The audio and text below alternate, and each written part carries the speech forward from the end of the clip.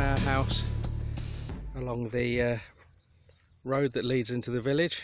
We're off to go and get some bottled water, and we stopped at Toon's cousin's house.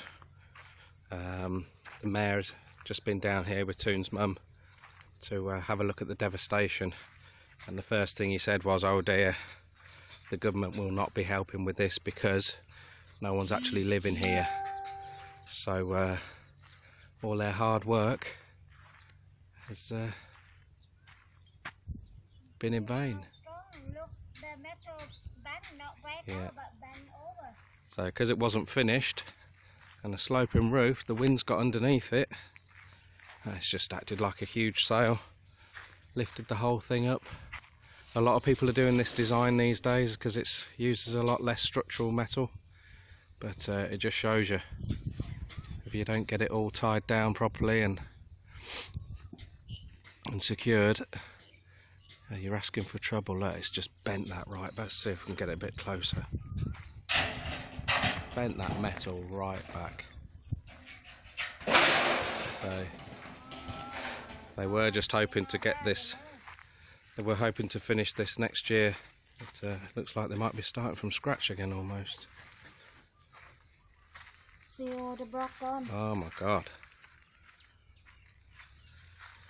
Well, they put such skinny metal on the outside there. Bloody hell.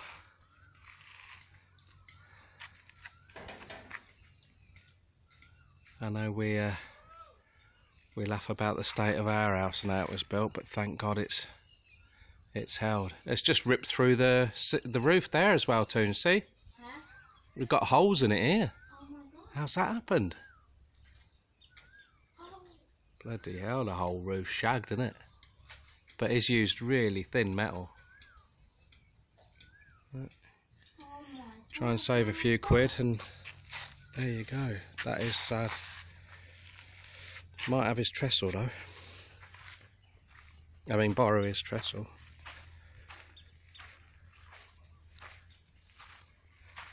I tell you what, if they have a few more storms like last night, Toon, there's not going to be much left, is there? Open air living. Bloody hell.